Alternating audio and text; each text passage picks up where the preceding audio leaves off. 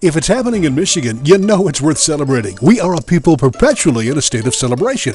We'll show you what we mean on this week's Michigan Magazine, but first, we cross the Big Mac to Manistique, Michigan, home of an area favorite pit stop, a tavern that's been in existence for over 100 years. The names have been changed, and has the clientele. It once was off limits to women. Men only, the signs proclaimed, but of course, time marches on and attitudes change for the better. It's now a family destination owned by a woman. Talk about karma. It's Marley's Tavern, home of the regional favorite, the boiled hamburger. It's delicious, and the hospitality is second to none.